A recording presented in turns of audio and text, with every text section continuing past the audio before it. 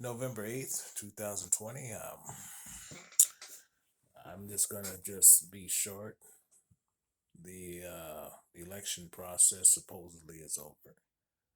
And if it seems like I'm sad, I'm not sad at turnout as much as I am the situation of our people. Um, it was projected by some police were preparing for the worst, and at least here in Utah, um, nothing, nothing of significance. They sent out. I got two messages on my phone from loved ones to say the NAACP says watch out because supremacists was going to start hanging black folks, and so far nothing. Now I may talk about it later.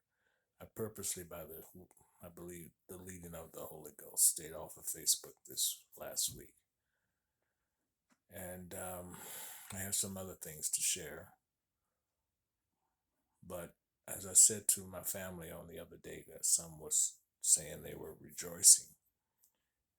I'm going to be short. The statement was, "This is the Lord." What was the phrase? Um, Praise be to God for the marvelous things He's done. And I simply said, um, "This is not a glorious time, and God did not do this. God allowed this, and who knows? We it's not even over yet. Even when the dust settles." Um, I thought about the lack of so-called incidences across the nation, to which I'm very glad to see.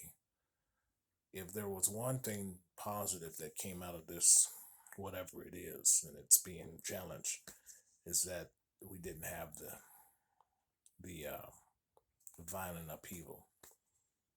I will state, if there was without a shadow of a doubt that that Trump came out victorious, we probably wouldn't have this conversation. The streets would be in upheaval. I'm almost certain. Um, Folks would be in pandemonium like they were when Hillary lost. Um, it shows you where the mindsets of people are, and if you don't see that, I don't know what to tell you. I think inside, even those who are, at least the ones I've talked to, who are somewhat, rejoicing, they're still apprehensive. It's almost like when you buy something and you get it home, and they call it buyer's remorse. You say, "What did I get myself into?" And I think that's what some of the, especially the black folks, are saying. Wait a minute, I know I don't like Trump, but what did I really get into? And that's possibly you, because somewhere I hear in your voice apprehension, even though you believe Trump is the devil, and that he's a whatever. Something in you cries out, something's not right with this man. And even though Kamala seems like she's a black person, you're saying something's not right, and it's not, and something's gelling. If anything, I said this. It's more time for prayer, not less.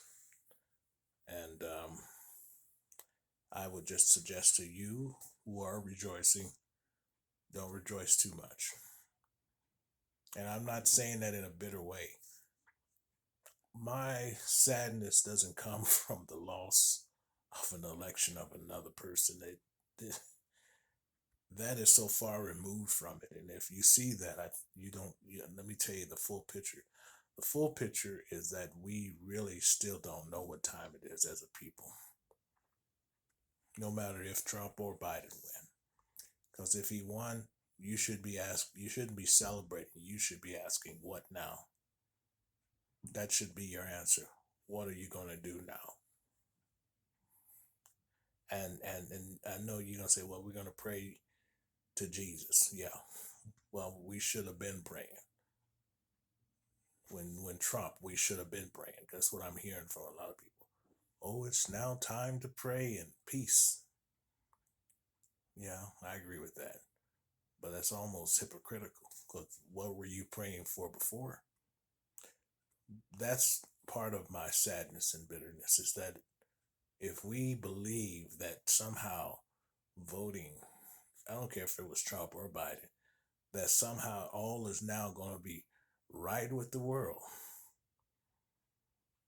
and we're in for a rude awakening. We need to wake up.